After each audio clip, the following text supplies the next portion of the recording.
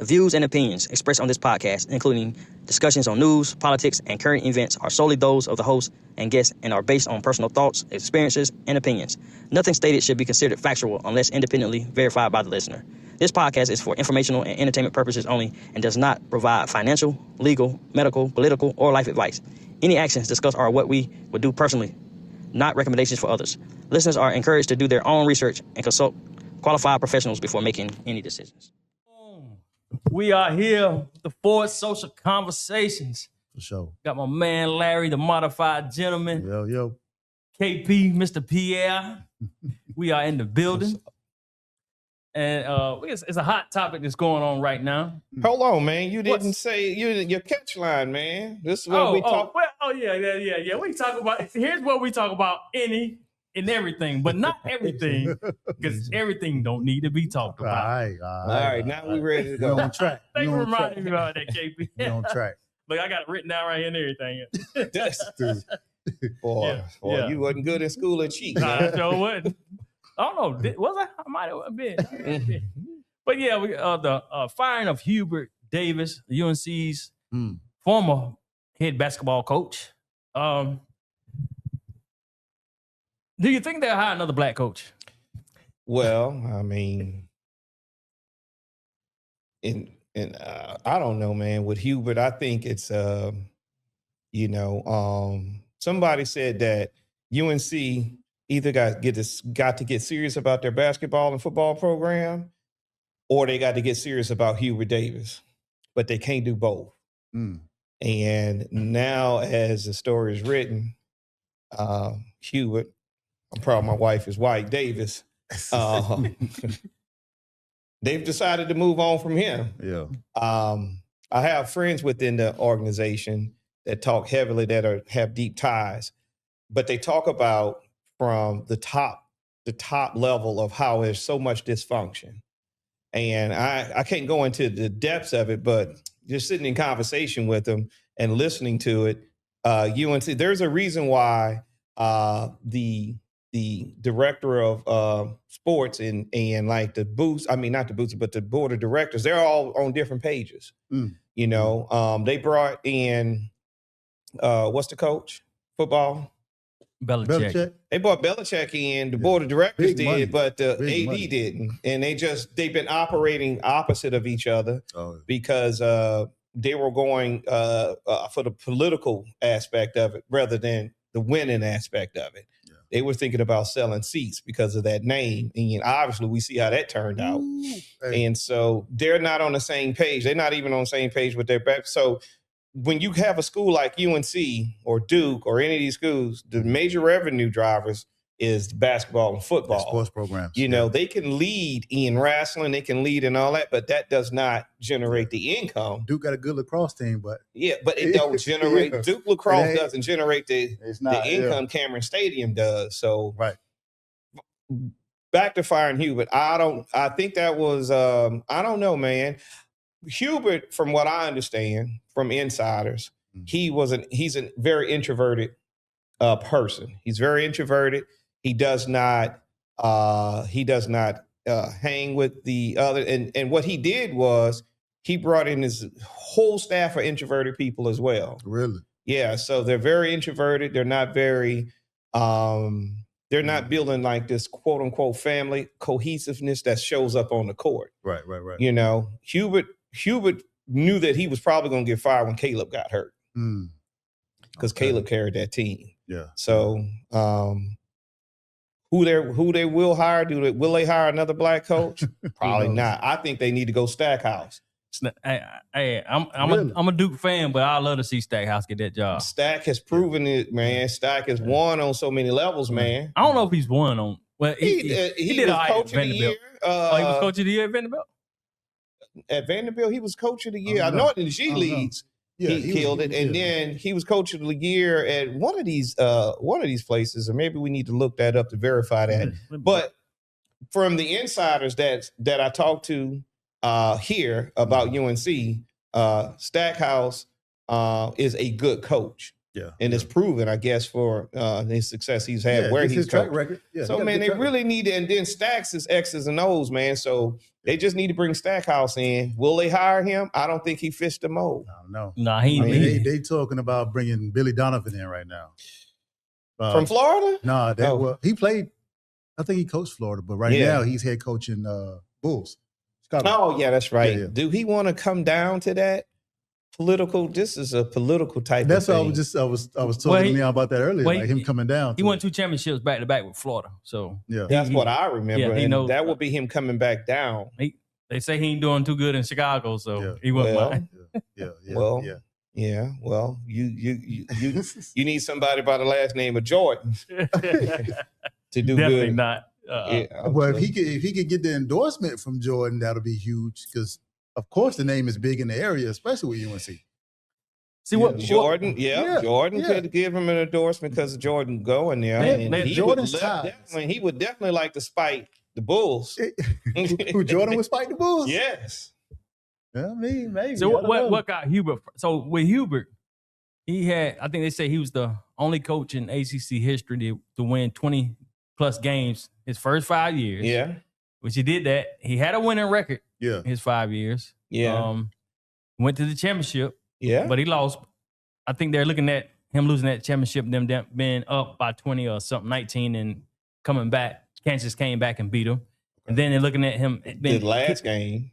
That last game, VCU, they lost that lead. First 19 points. And they're looking at, they got kicked out the first round 2 years in a row. Yeah. So it's a couple of things they're looking at. But he's had a winning season.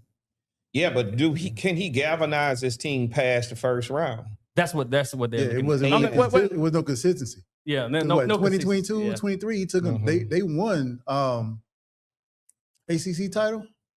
I can't remember. I know one year they didn't make it to the tournament. Yeah, right. They didn't even make it to the tournament. So they looking at. And then that was 2 years ago. NC State beat both of them, Duke and North Carolina, for the ACC championship. Yeah. You know, and Carolina just spoiled anyway. They think they were supposed to win the championship area. They ain't win no championship area. Now that go down. That sounds like bias. That sounds like I don't think it's hard now anyway. But NIL and all that, it's gonna be hard. So if you make the Final Four to Elite 8, then you good. Yeah. I'm just.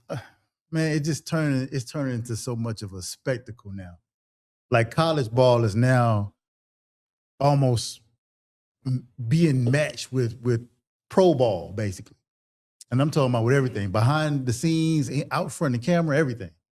That's true. Yeah, and it's just, I don't know, it's adding a different dynamic to it. You know, well, you're gonna have to, and I don't think he was the guy for that, for where basketball is going into that portal.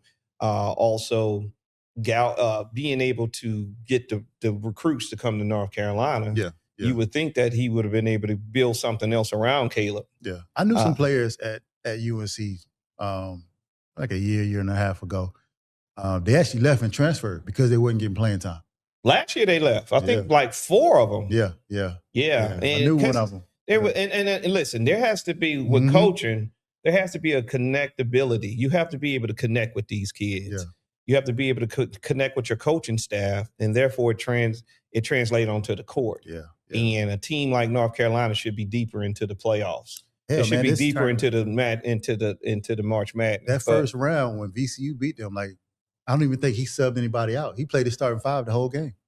Yeah, because he don't have the bench. Did y'all see how he answered the question? Hey, it seems like he's been hanging with Belichick. The way he answered the questions, they were real short. It's like he's been hanging with him. Yeah. I didn't even think about that part of it. I thought he was just being salty. Probably a lot of both. Yeah, I thought he was just being salty. But you're right. He probably been taking a course under Belichick. But this is the nature of the business, though, man. You lose a couple of games, you up out of there. How many times Doc Rivers done got fired and rehired? Yeah. They keep the best NBA recycles all their coaches. I think he'll get another job somewhere though. Oh yeah, it'd be good. It'd be good, man. It's hundreds of colleges he can go and coach at. Yeah. He probably needs to go like Iowa, Wyoming. Where's people at? And go be with people. Yo, wow. I mean, what y'all think? Hey, he's proud. He said he's proud. Ain't nobody even asking for that comment. Proud my wife is white. What? Who asked you that, man? Okay. But that was like 5 it. years ago, too. That's It crazy. don't matter. We all That was remember. like 4 or Because who 5 asked for that? Crazy. That's crazy. Didn't nobody even ask that? At I think all. it was at the height of the Black Lives Matter type of thing Yeah, going there was on. a lot going on. And Yeah. it's like, you know, Yeah. weirdo. Volunteer some information. That you ain't had to put that on the table. Crazy. Well, Yeah, man. But maybe it'll help him, man. Go sit down a lot. I mean, go sit down somewhere. Because, man, if y'all look at Hubert, man, Hubert aging like spoiled milk, man. Hey, that's stress, man. When you in a high pressure environment, yeah. Hey, Yeah, sure. you look at his picture when he played to who he look now, man. I'm like, man, what? you man, supposed to look different, man. That was how many years ago? He's supposed to look different. He's 55. We 50. Yeah, well, yeah. Well, So yeah. All right. Well, moving on from Hubert Davis. all right. It remains to be seen by the time this episode airs. They might have a coach. They might not. By next week. Yeah. yeah, when you decide to release it. Yeah. Yeah. Every Monday, 9:00 p.m. Okay. So Yes. All right. Now let's moving on to this ICE deployed to airports. oh man, Y'all can go in depth about that. that's a huge. See what's going on. What's going on with it, Difference Larry? in story. What's your thoughts on that? Hey, we gotta ask Trump because he was just like, let's send ICE to the airport. First of all, I mean, it's so much going on with DHS portions of it not being funded, like for the TSA. So that's affecting the airports. Yeah. But of course, when we look at airports in relations to ICE, that's seen as borders. Airports are borders for the country, you know? And so That's one way of looking at it. that's how it's classified. Mhm. So they definitely shot ICE over there real fast. So like, hey, we need y'all presence over here just in case. Same thing they was doing on the streets. They stopping people, asking them for their papers, things like that. So I've been seeing somewhere that they might have authority to issue arrest warrants for immigrants. I mean, I don't know for sure. I thought that those warrants had to be issued from either a state or local judge for specific persons. But at the airports, that might be different because that's federal. That's federal. That's federal. yeah, you own their property. Yeah. But when you go to the airport, like everybody random in the airport. Yes. Yeah. Well, yeah, especially when it's they deploy them to an international airport. You're not going to somebody's like- address looking for a specific person. If Right. you're in the airport, you're looking at everybody. Yeah, if it's an international airport like Atlanta and some of the others, Charlotte, Dallas, I think Dallas. No. Mhm. Just a Yeah, lot of- yeah, international. You got all types of nationalities coming in Facts. or Facts. leaving. Yeah. So why would you, if this is my point, if they are leaving the country, Why you stopping them? why are you stopping Yeah, them? why you bothering them, Isn't man? your job for them? Didn't you guys? Yeah. I've said didn't you guys giving people money to self-deport? Well, there you go. Right. Why would you be, if people are standing in these lines to deport the airport, Mhm. what is ICE? Why are they there? I think it's disingenuous because those ICE agents are getting paid very well. And the TSA people are not. They're not getting paid. And it's a slap in the face to have them there. Yeah. And you have these TSA workers who hadn't been paid in over a month. Yep. You have these ICE agents that stand around with their hand in their vest. They just Mhm. stand around, you Yeah. know, shooting the shit. Yeah. And they're not really doing anything because they're not skilled to work the lines and enforce the intake Yeah. and the scanning of the They ain't supposed to. They ain't No. supposed to do all that. Yeah. No. Yeah. Well, they can't. So why are they there? Yeah. Is the question. So I think it's a couple reasons, man. And getting them off the street because they got a bad name in the streets. yeah. And I mean, hell, that's the only other place you could put them unless you put them in coastal areas, you know? Because Well, you can't put it's- them, that's the one way you could put them inland everywhere. you know? Yeah. Well, I think that is a much larger play because you look at Yeah, it always is. it's Yeah. always a much larger It play. always So is. they're at the airports. These people are leaving. Yeah. So why are they there? Right? They can't help expedite the people through the process. They can't do so it. they can't do that. Yeah. And the people are leaving. Yeah. Whether they're here illegal or not, they're leaving. So why are you there? A lot of people seem to think that this is a test run Mm. for later this year in November when we're having these elections, that they're going to be deployed to these election sites. They're teaching them how to do crowd control, because if you look at a airport line now, it looks like a voting line. Boy, And so I think it's a test run for that. And it's also might be on to something. Yeah, it's a test run. Might be on to something. That they deploy these people to these polling sites that are going to be predominantly in the areas of major cities where Republicans don't do very well in. And it's probably going to be to discourage the vote. But I think I invite them to do it. I swear to God, I hope they do it, because all it's going to do is because people, if you're a legal citizen, that's who votes. Illegals do not vote because they just like anybody that's got a bad driver's license. They're avoiding the police as much as possible. You get what I'm saying? Yeah. So this stuff about them going to vote, no, that's a farce. Yeah. Because they don't want to be nowhere near. There's a reason why if some of them live in the black neighborhoods and they house get broken into in broad daylight, why they there and they don't call the police because they have some illegal immigrant. They don't call the police. And so illegals voting is just a Republican talking point because number one, they can't do it. Number one, they don't want to do it because they do not want to bring that upon themselves. And they always say that too. They always say that too. It's the illegals that are taking all your health care. What they can't do that. They always have to have a straw man. No, they can't do it. And but I hope that they do that. I hope that they deploy them because people that go to vote people that vote are not scared of ICE. Yeah. Matter of fact, I'm standing in the line looking at them like, do something. I'm going, do something. You know what I'm about to go do? Yeah. I'm about to go vote your ass out. Yeah. Yeah. That's what I'm going to do. There's nothing you can do about that. I'm going right in here and we're going to get the candidates in office. That's going to shut this whole shit down, you know? And so I like myself, me and others, I know others going to feel that way. They like, I'll be glad to see you so that I can show you that we're going to vote. Do you understand that ICE is more funded than the Marines? Yeah, they got like $75 billion funding right now. Yes, and they're asking for more in this. This is why they're holding the DHS hostage because they want more funding.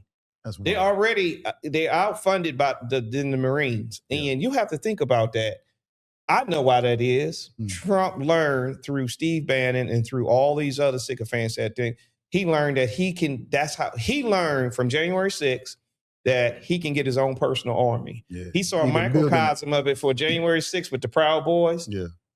And all those Oath Keepers and all those people that showed up on the Capitol. And they learned from there that, hey, we can use, he got with Tom Homan, and they probably gave him the idea of this is how you can get they can mobilize that. You can get your own military, no different than how Hitler got his Third Reich. And so he's just following that same playbook.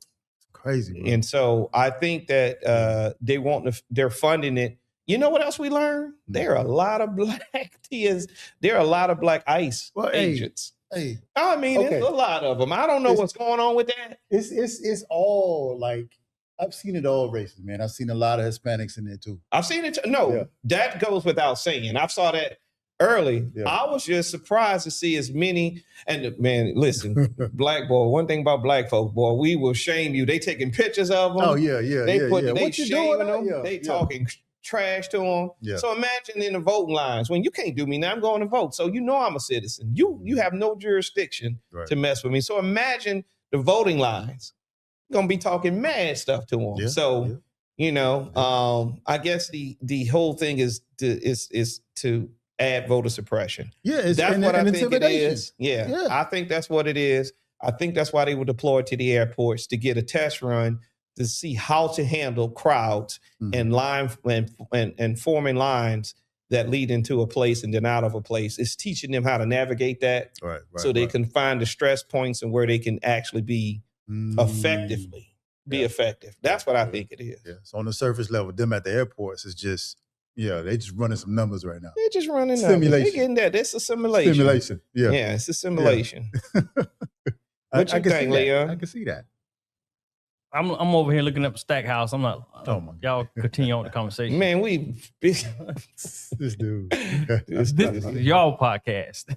Okay. God. This dude. The show is y'all. It's all of ours. Yeah. Yeah. I think what we're talking about as far as ICE, man, it's a lot behind the scenes we don't know because that's the part of the plan. Yeah. But some of it you can kind of see it coming. Some from of it afar. you can kind of, like I said, you can kind of parse it together and kind of, oh, you know what? I've seen this before. I know what y'all trying to do. Especially having a budget like that. Come on, bro. Right. That's crazy. Right. That's crazy. And they're not, deployed into these border states that have a lot of illegals, which is Texas and Florida. Yeah. Florida has the second most, third most in California, as they would say, but Texas definitely, 100%. And in Florida, and you would think that's where they would be mainly concentrated at. Now we're gonna go to Minnesota. Hit the blue states. Right, we're gonna go to Minnesota because we know the illegals are sneaking in from sanctuary Canada. cities. We gonna hit them. That's what they saying. Yeah. They gonna hit them. So it doesn't make much sense. But it makes all the sense. Thanks. This lockdown 2.0. That's what I was actually looking up about the lockdown 2.0 that's been going around social media about, I guess, with the gas and oil. And you got to be careful about that stuff, man. It's allegedly. Yeah. Allegedly. The people stop buying up all the toilet paper. I know, right? Hey, they was I'm going to get me some. You might as well. Just go ahead and get you some, man. Yeah. I was looking up that. You just never know when they putting stuff out there like that. It could move the markets because wherever in life, when we are in a state of, let's just say, the recession or Great Depression, that people think, I need more toilet paper. Yeah. So Kimberly-Clark, all these companies start to make a whole lot of money when this happens. Mm-hmm. And so I think it's just, I think when things like that, I think it's just a market. I think it's a market manipulation move. It might be a little bit of both right now. It might be both market manipulation, but it's also a little bit about stuff about to hit the fan. Yeah. Because with this official, unofficial war going on with Iran, like, who knows? So this is what they're saying. This is 10 points. They're saying that it's going to be haven't been published, talked about in the public for real. And they're saying things like, here's a couple of things. Use public transportation instead of personal vehicles. Right. Use license plate to identify. To alter days. I think they said even numbers or something on Mondays or odd on Tuesdays, something like that. Carpool with others. It's things like that they're talking about. Yeah. It's, if you look it up, you can find it. I don't know how true it is, but that's what they're talking about. What was the title of that? No, it was an article somebody put out. I don't know if I read it. Yeah. And it gives a 10 point, like you said, carpooling. These are tips for what? The lockdown. Like there's a potential. This is what the International Emergency Agency, IEA. Yeah. Yes, the IEA. Yeah, International Energy Agency. Yeah, international provided guidelines sheltering from oil shocks, which they call an emergency playbook that could be a part of preparing for lockdown 2.0 if fuel shortages were to occur. I don't think they're gonna lock us down because it's not a.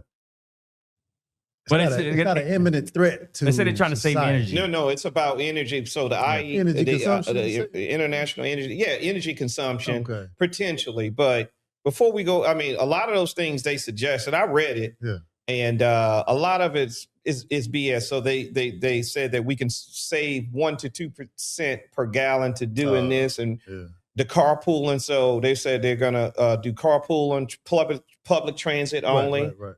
All that still, and then so if you fire test that and say, all right, they're trying to conserve thing, and they also talked about lowering the speed limit by 6 miles an hour will reduce your gas expenditure by 10 cents, and they put all these points out. But they suggest public transit only, a 3-day work from they suggest work from home. Good luck. And they suggest that carpooling. So when you talk about carpooling, is so. We all know the heavier vehicle is, the more gas it burns. Yeah. So but they also mentioned something about a speed limit too. I don't know if it's on this one. I'm looking. No, it is. They said if you reduce the speed limit nationwide, it will save the truckers so much, and it will save the people who are labor. They did that in the 80s, I think. The 60s or the 80s. That was the reason why DOT kind of implemented some of the speed limits because it was to conserve fuel across the country. I forgot what president enacted that. But Well, if that's, it's the that was 80s, it was St. Reagan. And if it was the 60s, it was Lyndon B. Johnson. Huh? It might have been the 60s. But that was one of the reasons why they implemented different lower speed limits to conserve fuel. It wasn't to save lives. That was a symptom of it, you know. I will say after reading that article, if it's a lot, the way they talking about doing all this, they're trying to consolidate us into certain areas. Yeah. So I'm thinking past the point. I'm thinking that to prevent anarchy, they're getting us out the streets. They're getting us out of the ways. I mean, out of the city areas. Being corralled. And if you're inside and you're not driving, you lose all autonomy. Yeah.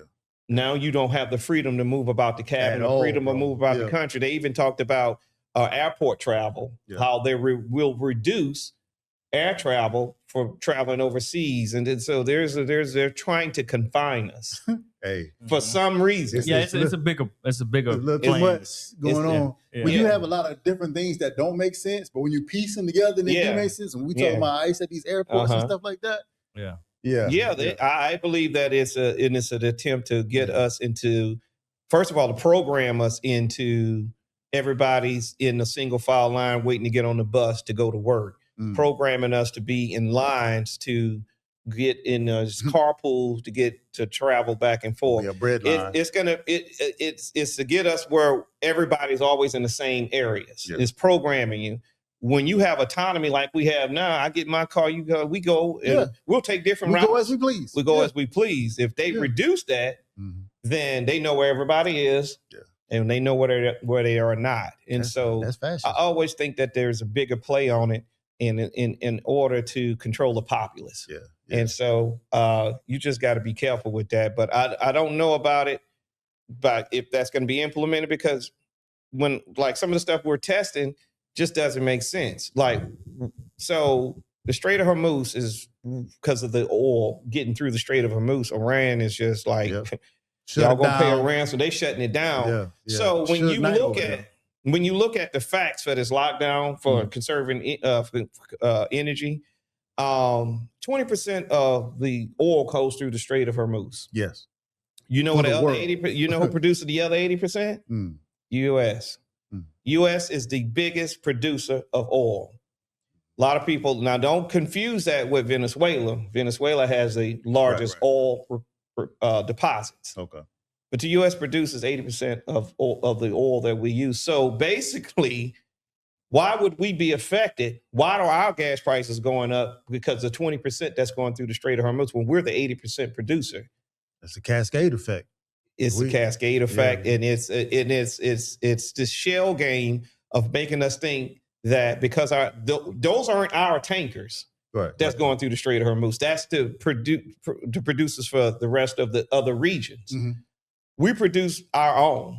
We do import some, but for the most part, we export. In the last 15 years, starting with Obama, they opened up more drilling, especially offshore, and they started this fracking and all this thing. So it made us one of the larger producers of this particular petroleum. So this is a price gouging. Because what happens in the Strait of Hormuz should not affect us here because we produce our own. But they're price gouging. Did you guys see what happened when Trump announced this fake that they're going to stop bombing Iran and that we may have a peace deal? 15 minutes before that happened, one of the biggest market shares moved. Somebody put $500 million on 15 minutes before. And they made they made 500 million or 1.5. I can't remember the numbers. This is escaping me at the moment. Insider trading. Yes. Well, they had forward knowledge that that Bozo was gonna make this because he's a market manipulator. He is a carnival barker. And as a carnival barker, they know how to move the crowd. Him and Elon. Yes. They market manipulators. It's crazy. Yeah, and so he definitely market manipulated because number one, 3 days prior to him announcing that, what he said. What's going on? I hope that you are enjoying this episode, but I wanted to take the time out to ask you to please subscribe to the podcast. I've noticed that a lot of people are watching but are not subscribed. Make sure you subscribe, like, share, and don't forget to hit the notification bell. That way you won't miss an episode when it's aired or about to air. And also make sure you go to impelforwardmerch.com. That's impelforwardmerch.com. Grab you something. Now back to the episode. He said, we killed everybody in Iran, all the leaders from the top to the bottom. They're all dead, right? Then 2 days after that, he said, well, we've been talking with the leaders in Iran. Hey. Like, well, didn't you say y'all killed them all? Who y'all talking to? You know how he is. Right? He said he also talked to the president of Puerto Rico, too. He also said that he talked to President Gavin Newsom. Remember he was talking about Gavin Newsom and this thing? Like, President is, hey, listen, cocaine is a hell of a drug. Why start saying he got cloned? That ain't Trump. No, right? that is his incompetency person. He is not clone. Clone, you can't make a clone that dumb. So he got the update. He need the update. But but there was a market manipulation. Mm-hmm. It was this big share 15 minutes before he made this announcement, and it moved the oil markets. And that person or that entity, I'm pretty sure somebody's gonna figure out who it was. Is they made a boatload of money. Now, how did they know to do that? Because he's market manipulating. And so, did you look that up? What? Oh, I thought you was over there fact checking. No, I ain't fact checking. I'm looking at something else. I'm moving on to our next subject after you finish talking. But go ahead. I am. I don't mean. Did I filibuster? No, you filibuster. No, you're doing a great job, sir. Doing a great job. Thank you, well, I was going to tie into that as far as the allegedly lockdowns, but where there's smoke, there's fire, and all. Even with happened with COVID, a lot of people didn't believe a lot of things at first, and it started coming, and then it happened. And then it happened. And then it happened. A lot of people soft lockdown. Yeah, got hard lockdown. A lot of people didn't believe a lot of these things, man. A lot, even if we go back to modern day Germany, a lot of these things that was happening, they did not believe when they were making these trial runs.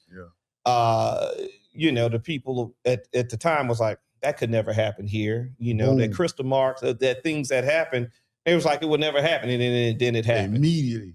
Mm-hmm. Then it happened. And so I made a post a couple of weeks ago about convenience. I think I said convenience will ruin humanity, and some people thought I was. Sometimes I don't know what I'm talking about. I may not know what I'm talking about. No, you wanted something with that. Yeah. And even leading up to that lockdown, you look at it. We talked about. We put it in the chat about and even I know now. This was about a month ago when somebody I know told me that somebody came to him. He had some land. Yeah. And they wanted to buy his land to put a data center on there.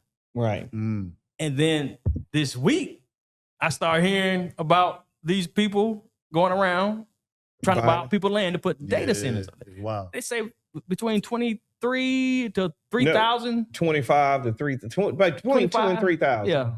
3,000 data centers are going up across America. Yeah, and you know where they go. That ain't good, bro. You know where they build them at. They build them in farmland areas. Right. Yeah. Exactly. Right. Yeah. So, first time when Trump was office, who he punished the crap out of was those farmers, those soybean farmers, and they had to give them bailouts. Yep. Well, this time.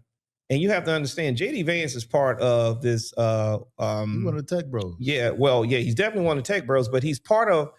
I forget if he sit on the board or he's an investor. No, he's one of the investors in this thing called Acre Trader. Yes. He's an Acre Trader, and what they do is they go in. They're a VC. They're a venture capitalist to go up and buy up these distressed farms. Yep. Well, it's in Project 2025. They distress those farms where they have to sell and they get all that land. What's going to go on that land? Two things. Those concentration camps that they've been building, which we've seen them building these whatever they call in these camps, right? They building them, right?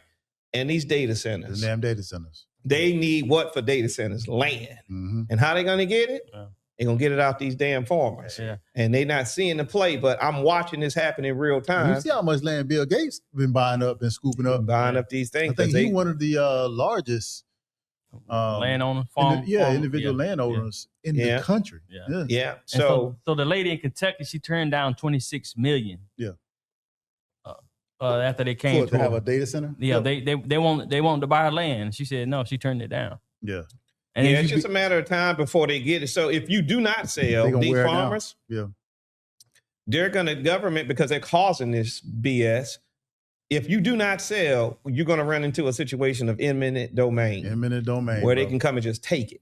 Right. That's what happened to all the black towns. That's what exactly happened to all the black towns. Oh, we need a highway through your city. First they come, right. First they distress your property. Yeah. Then they offer you pennies on a dollar. Then they take it. It's a 3-step. They should ignite you. Yeah. Yeah, it's a 3-step. And that's a lot of energy, man. That's a lot of energy. It's be a lot of energy, man. But it ain't good though. Yeah, it's not good at all. It's gonna start killing the planet even faster. Yeah, and some of the points I brought up was like, even though a lot of things that's came about now is convenient when it comes to cell phones and maps and GPS and all that. Okay, correct. Yeah, they are convenient, but at the same time, it's. I mean, we was good reading maps and reading signs, getting from A to B. I mean, even though they made it easier, but you gotta think about it in two different ways, man. And the first way is we grew up knowing how to do it the manual way, right? Exactly. But our kids, man, they so automated, bro. That's that convenience. Yeah, for real. The convenience killed. They don't know any other way. Convenience kill creative mind. Agreed. Convenience kill creative thinking. And when you talk to these kids today, they're not very bright. Nah. Well, okay, they're smart in their era of technology. Yes, they're intelligent. But common sense. They're intelligent. They're not smart. Yeah. Get common sense. Yeah. It ain't so common. It ain't common. Yeah. So and this is what the I would say the government wants. They want a dumb electorate because the least you know, the least you know what's hurting you. Yeah, you can't fight back. Yeah, you can't fight back because you don't know where you're getting hit. Yeah. And that's where making stuff more convenient makes it easier to comply. So that's loaded when he says that convenience. Yeah. Agree. You know, that was because it can go so many ways and it's all true. Right. Yeah. And it's all true because we want these convenience. There's the thing. You know, Melania walks out yesterday with the robot, right? She walks out with that robot and I'm looking at this and people are cheering this on like, look at this technology. I'm like, look who's coming to replace you. Well, we didn't have so many movies where this is a bad idea. It's a bad idea, man. I'm looking at all these that's your replacement. Melania's walking out with this robot and I'm thinking, number one, that's our replacement. It's a wrap. And the second thing is the thing that is going to take the power of those things is those data centers. Exactly. And so you're talking about killing jobs, but also killing the environment, but also these people do not care about humanity. No. You know, I don't know where these cretins come from and why they think like that. And why do the people with the least amount of humanity in them able to ascertain this wealth that they're getting? They get more and more of it. Yeah, I know. And you don't become a billionaire by being nice to people. I often tell people that. I keep telling people. I've often say that. I said that if you want to be wealthy in this country or rich, you have to have some level of inhumanity. Yeah, and you cannot have feelings. You know, straight business. It's straight business. Yeah. And we all should have a level of that in order to ascertain some type of financial stability. But I think it gets to a point to where that greed turns into evilness. It's infinite, man. Yeah, it comes to a point where you just become detrimental to everything. Well, it's the guys that's getting the wealth, all the ones that it all goes back to women, right? These guys can't get women, right? They couldn't get women when Elon, you look at him, muskrat looking as a kid, right? So you look at Zuckerberg. Mark Zuckerberg could not, if he was just regular guy, it would be hard for him to get. Remember him in Harvard. Remember how Facebook started? Yeah. It started because they call it the Facebook because they couldn't get girls. So he created this app where they get to rate girls, you know, and that's how it started, rating girls on the campus and stuff like that. Because other than that, you know, he wouldn't even be able to get close to them. And then you got Peter Thiel. Well, he don't like girls. And then, so all these guys have all this money, right? Yeah. And what you know, that's like they living at the high tower in their evil lair. Like I'm gonna get everybody back. Yeah. I'm getting everybody back. To take over the world. Yeah. They're gonna take over the world because the world rejected them. Mm-hmm. And I ain't gonna say shame on us, but hey man, get your game up. I mean, if you look at these guys, it goes back to they were undateable. That's the origin of the problem. That is the origin of it. They was socially awkward. You know, you're looking at Elon now. He is the most. You would think he got Tourette's. He's got awkward movement, and you look at Zuckerberg, and he looks like some uncooked chicken. Hey, but that damn $1 billion look good on the damn white. Now he looks like account, ain't it? Right? Yeah. And so, but still, he couldn't get one of our women. You know what I mean? So, but he's after these people they just don't mind destroying humanity. Yeah. And I just hated that it's those people that amassed that amount of wealth. And they're going to be in control of our environment, where our future state goes. My issue is with the poor people that still support the billionaires, and it's a whole genre because they have this thought that I don't have it now, but maybe one day, and I don't want these rules to apply to me when I get it. Yeah. Well, guess what, partner? You're not going to get it. You can never outrun that. Yeah. Never. And so they think that they could assimilate at some point, that they will get into the realm. Seat at the table? Yeah, a seat at the table with the top 1%. Nah, never. Everybody, all those MAGA people thinking it's not happening now, but one day it will. That at some point they're going to be in the 1%. Listen, MAGA, no, you're not. It's not happening. You're not even. You ain't invited. You're not in the top 80%. No, they're at the bottom. And so, and they know you got MAGA couples collectively make 40, 50,000 together, and they voting Republic, just voting against their own against their own interests because they at some point they think they can cash their skin in. I always say it's the trees, man, voting for better access to get chopped down. Yeah. Right here it says. These are the negatives of the data centers. Yeah. The huge power and demand is exploding. AI centers could increase electricity, which already know and already is, demand dramatically by 2030. Of course, they're talking about the water. Cooling systems require huge amounts of water.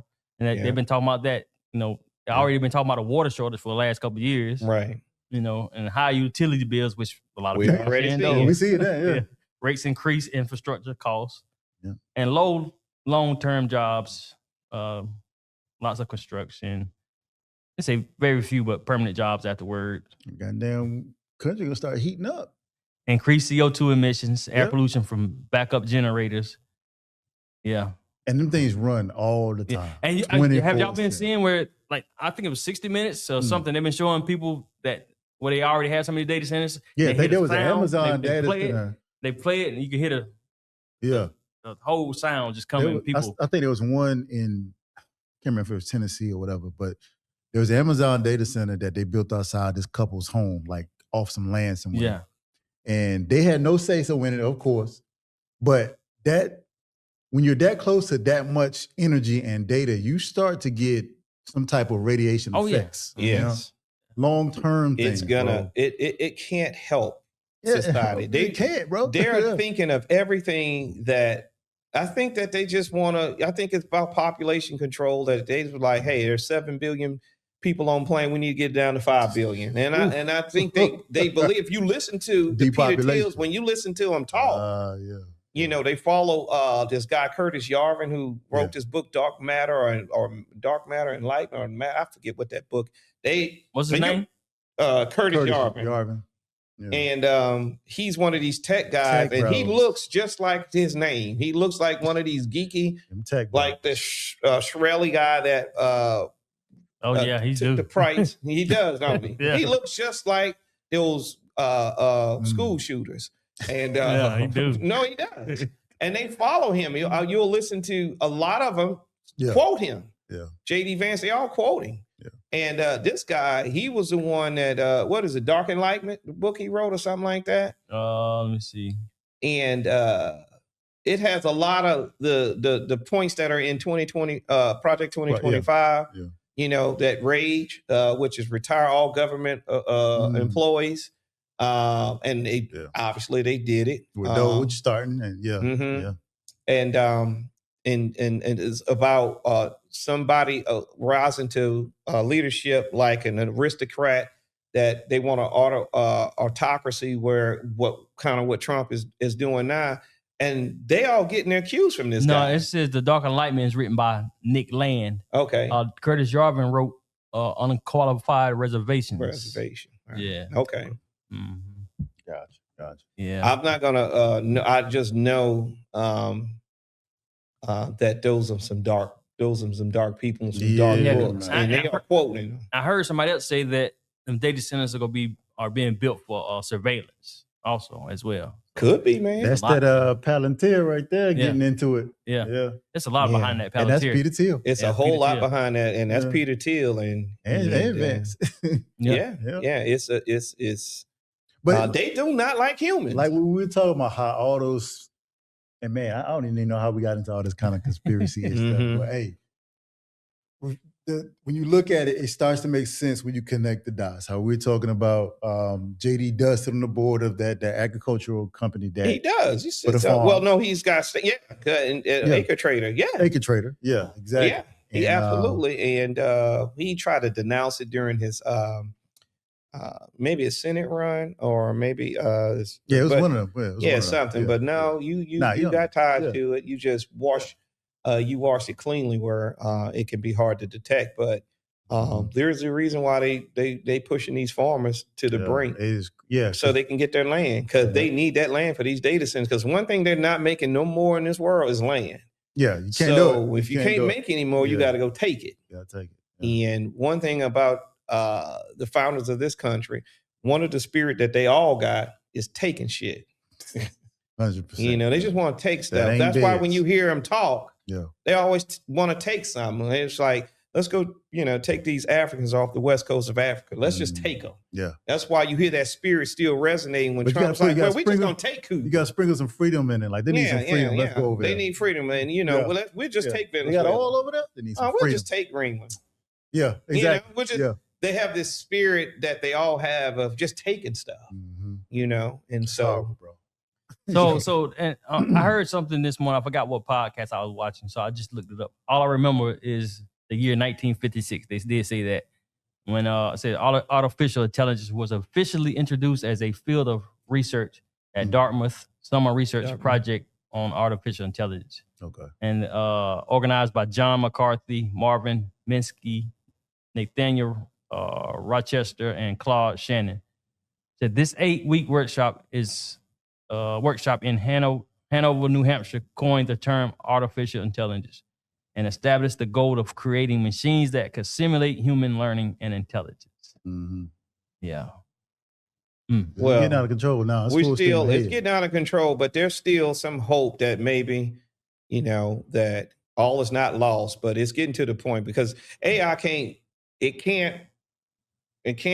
Now be careful now. What I'm saying is I'm trying to be careful that what it can't fully replace all of us at this moment. Strong. Because I use a lot of the AI technology in work. I've been playing around with it. I've been using it. And it does make my job easy, that convenience, but I'm knowing that it's dangerous. Yeah. Because a PowerPoint that I might put together, or let's just say some things that I prepare for work that takes me a long time to do. Yeah. I'll start playing in AI and real quick doing it like that. Hey, it would be what I would put together. That's 2 liters of water right there. That's 2 liters of water. It's gone, And I saw the power that it can do, but I also saw that I still had to go and proofread it.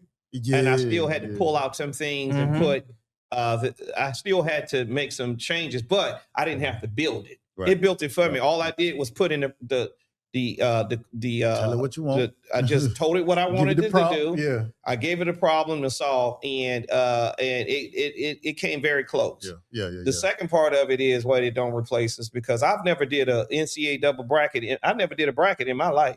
March Madness, I don't follow it that much. Yeah. So me playing with it again at work, they were like, let's do this bracket. Yeah. So I was like, let me test AI. And so I put the bracket in the thing, and I got it to say, give me the most likely outcome. Mm-hmm. The teams playing all the way down to the chosen winner, and it spit it out. Yeah. And Who would give you? so We need to put there's some money 30 on people. There's 30 people in our. We're gonna need to put some money on There's this. 30 people. There's 30 people in our pool. Yeah. And right now I'm ranked 14th. So I'm in the middle. Yeah. So AI is not it didn't solve that. You get what I'm saying? The variables. Now man. we're So about to many go variables. into tonight and tomorrow. Things could change on. Yeah. I was looking at my bracket, and because I did with AI, because when I was putting the teams in, I was like, AI said this team gonna beat this. I don't know about that, right? Yeah. And so I used AI completely. I didn't change anything. Mm-hmm. And like I said, amongst my peers, I'm sitting 14th. Yeah. That's not good. It's in the middle of the pack, but that's all AI. You know, Yeah, I've heard people say they use it for stocks and all that, stock tips and all. You know, my son used it for stock tips one time. I told you we were looking at investing in one of these stocks, SMMT, I think I was telling you about. And on our way to, me bringing him to work, is when we have our talks.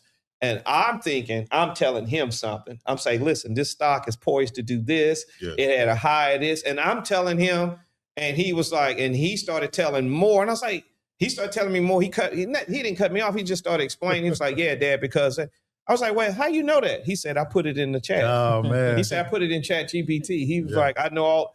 I said, man, I'm up studying. Yeah.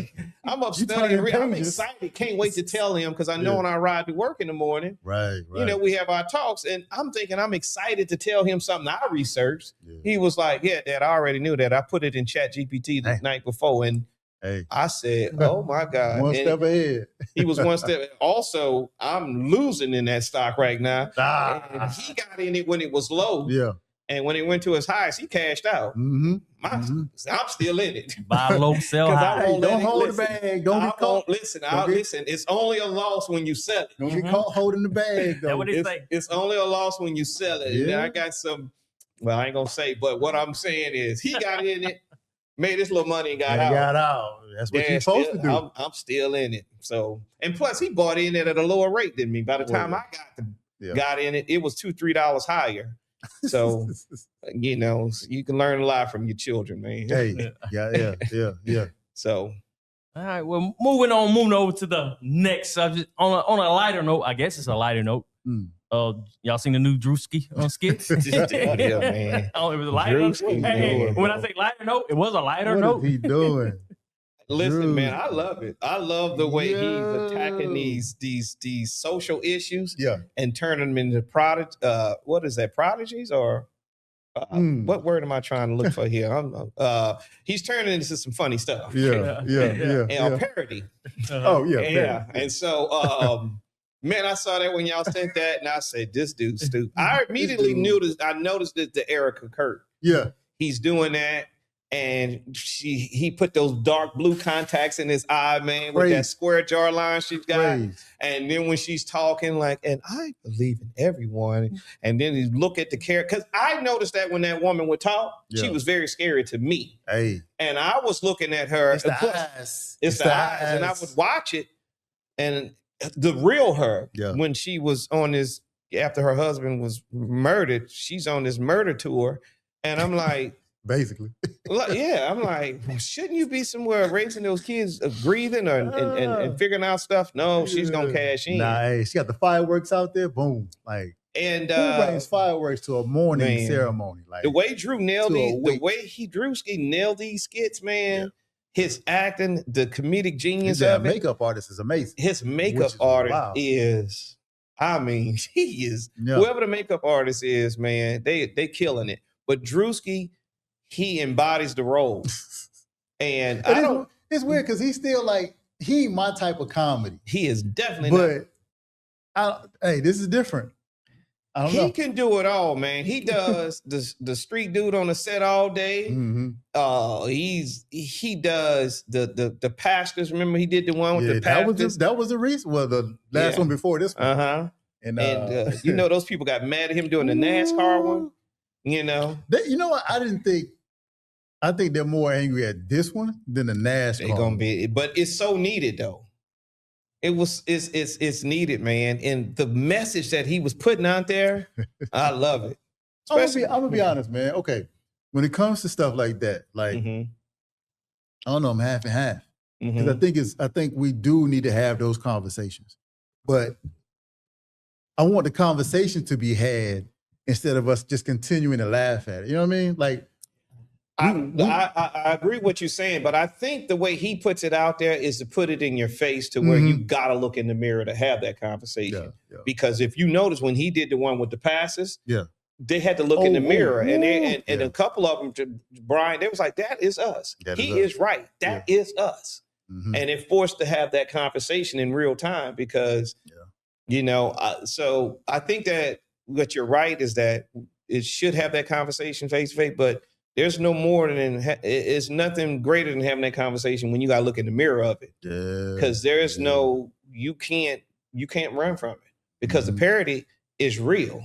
Hey, and that's one thing Black people do. We do a lot of parodies of stuff. Well, we turn everything into a joke too.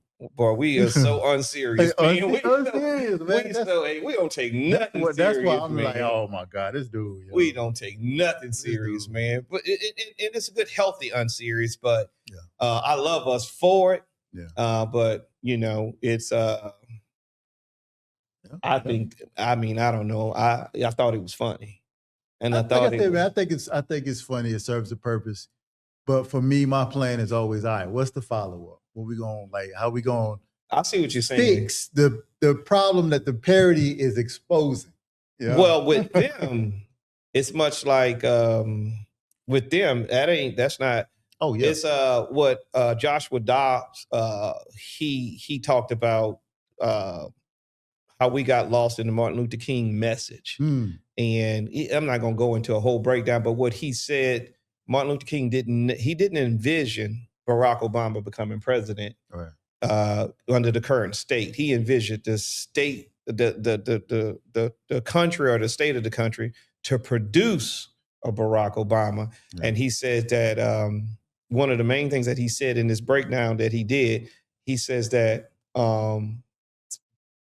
not so much white America is asking us to fix a problem that we didn't break. Yeah. And that was the thing that he said. He said, they're asking us to fix a problem that we didn't even break. Yeah. And so I will say to that point with these evangelical conservative party members, that's not our conversation. That's not us. Yeah. It's our job to, hey, this you. Yeah. Hey, 100%. That's what I'm saying. Hey, this you. Yeah. We're going to go back over here and chill and we're going to do our boots on the ground. Yeah. And we're going to be laughing at you.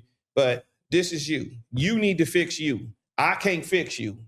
And that's what his comedy does. Yeah. It's like, hey, you explain it like you. That. Yeah. Right. Yeah. Here's you. Fix you. Yeah. You the problem. We're going to go back over here and chill. They don't see themselves. Yeah. They do not because they don't want to. Yeah. Because they're very fragile. And that whole skit was crazy. Yeah. So you get a press conference and everything. Shout out to Drewski, man. That was wild. Yeah. Well, anything else y'all want to touch on before we get up on out of here? I see that you have that Stephen A. Smith, Jason Whitlock. I don't want to. It's coon on coon. Yeah. I see somebody say that coon on coon. Yeah, it's just like coon on coon. I can't again. That's you. Yeah. I'll fix that. I can't fix coonery. Yeah.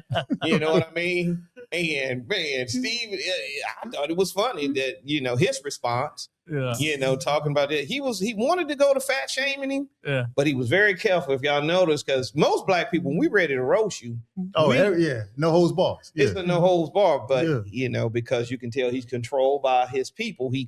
I can see he wanted to go there, but he couldn't. But he did a lot of cursing. I told you, I'm surprised ESPN let him use the studio. I know you said that, and and so listen, man. Anybody else, they'd have been done. I looked at it, but I can't really tell. You sure he was at ESPN studio? Because he has his own studio. He does have his own studio, but it looked like a set of a studio. He built him a state of the art studio when he was making that deal. His podcast. Yeah, before he was making the deal, he said he had everything set up in case they didn't give him the money he wanted. But it doesn't matter if he was at his. It don't matter.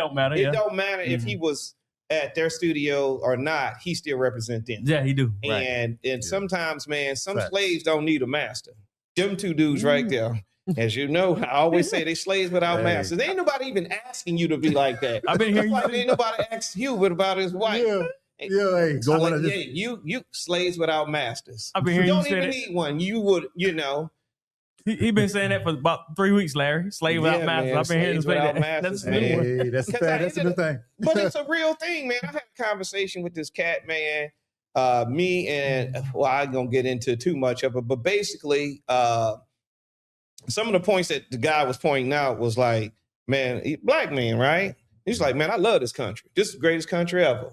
He was like, man, I wouldn't want to be nowhere else. And because the conversation was like, KP, where would you live? I said, if I had a choice, I would go into the Caribbean, somewhere, Panama, Costa Rica, maybe Colombia, some parts. Because in Colombia, you got Blinke is all, well, the Caribbean's all black anyway, and we know why.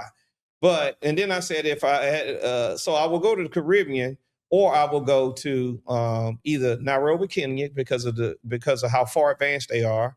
A lot of people don't, know because of the way they try to portray it. Or I will go to Accra in Ghana. Mm-hmm. And as soon as I said, they was like, oh man, that's an African, man. They don't want me African, man. I'm American. I'm American. I'm like, yeah, that's cool. I get it. Yeah. I was like, I'm talking about your origins. I say, a lot of people, I'll say, so we're African American. He's like, no, I ain't. I'm not. I ain't African nothing. I say, well, how do you? I was like, well, how do you get that melanated skin? Europe?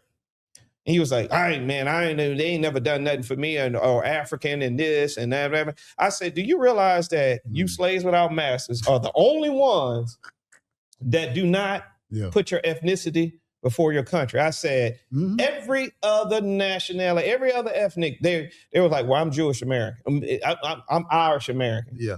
I'm Polish American. Yeah. They all do it. Ethnic first. But you, slaves without masters, are the only ones that be like, well, I'm American, and that's it. That's it. But the other ethnicities, they tell you that they're Irish. Mm-hmm. They tell you that they're Polish. Yeah. They tell you that they say it.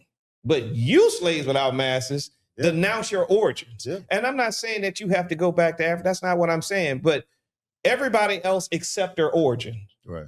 We've been taught, slaves without masters, to not accept ours. Yeah. We've been totally disconnected. That's bull crap, man. And so you should be proud, but you don't have to go live there. Yeah. But having that conversation, man, I learned a lot. Obviously they Trump supporters. But they're not very smart. Yeah. Hey.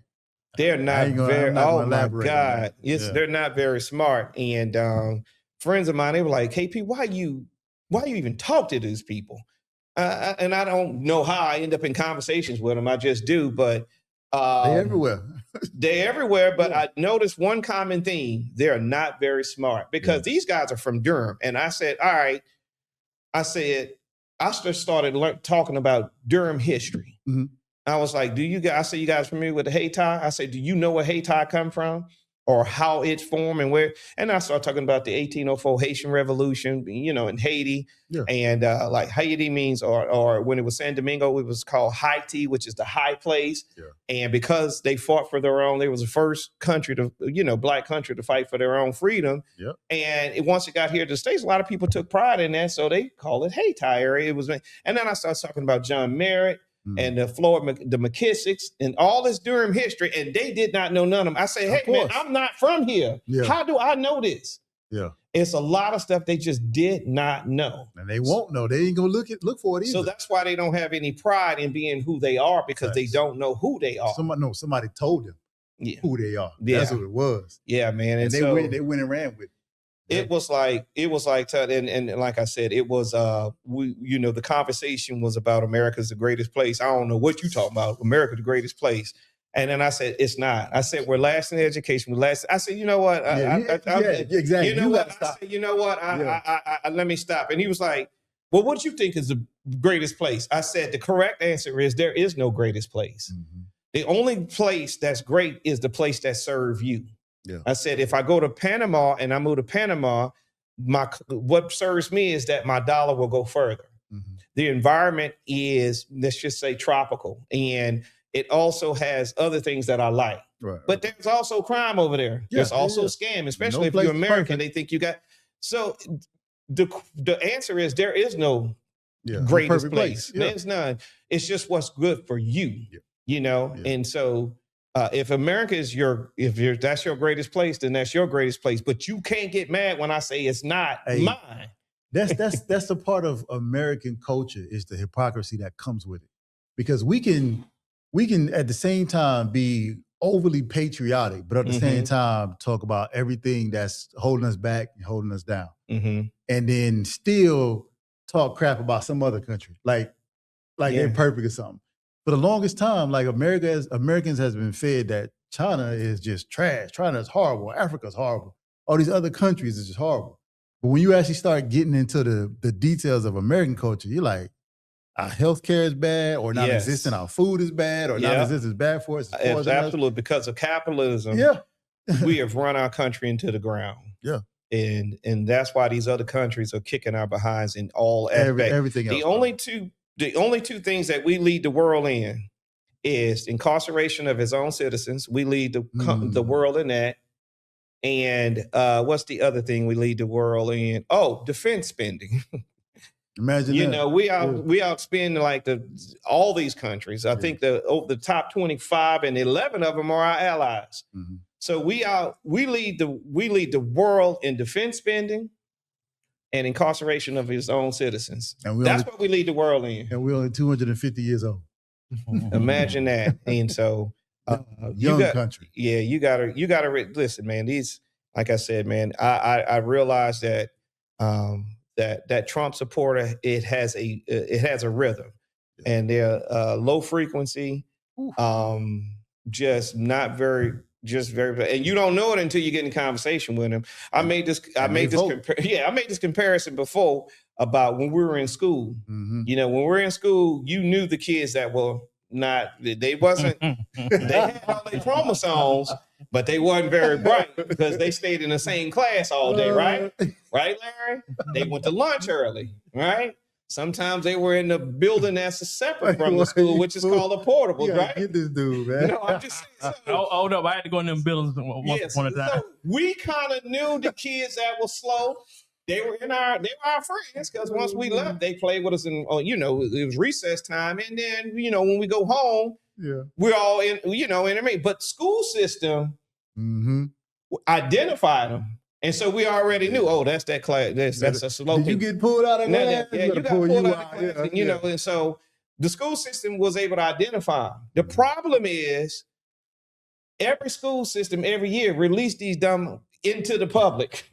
No child left behind, man. So they released all of them into the public now. And now you don't know who is who, because remember in school they were identifiers. Yeah. There are no identifiers in the public because they all released into the wild now. And so now when you find yourself talking to somebody that don't make sense, it clicks. You was one. You was not in the regular classes. Okay, all right, that makes sense. You wasn't in the regular classes. My bad. You had the same teacher all day. You had the same damn teacher. So, oh my God, bro. That's what it clicked in me. I was like, you know what? Every school in America released these. They released them, and there are no identifiers. Being the type of person that you are, man, you have to catch yourself. I do, man. Before you get into these conversations, man. I do, because the next thing you know, you'll be running circles, and they gonna keep you in a loop over and over and over, and you gonna be making sense, right? But and make no mistake about it, man. I did a podcast with a friend of mine, and I said, listen, man, Listen, the way they grouped us in school, like 7th grade, there was 7A or 7-1, 7-2, 7-3, and that was based on your grade. Listen, I was always in the lower groups, right? I was just one class from being in the one class, right? Right? The point I'm trying to make is you don't have to stay in it. Yeah. You do not have to stay in it. There's a way out. There's a way out. And because I often say, I might have was a D student, but I'm an A adult. There you go. And there you go. And so you do not have to stay in it. So there's a way out, and it's through self-education, and it's through personal agency. Hey, but you know what, man? Like you say, they released into the wild now, and they finding each other. Oh, they finding us by mistake. They man. clicking up. They clicking up right now. They bro. clicking up, man. And Wait. before you know it, man, it's just a pocket of dump. It's an infestation. Infestation, man. It's like Jesus Oh my Christ. God, boy. But as I said, I speak from a standpoint. I was one class from being in the one class. Hey, I'm glad you found your way, bro. Yeah, I found my way, boy. I thought, Lord Jesus. Yeah, you got shit together. Yeah, man. I was a D student, but I'm an A adult. All right. There you have it. Ford Social Conversations, where we talk about a lot of things, but not everything, because everything don't need to be talked about. Until the next time, I should have kept quiet. we out. We out. We out.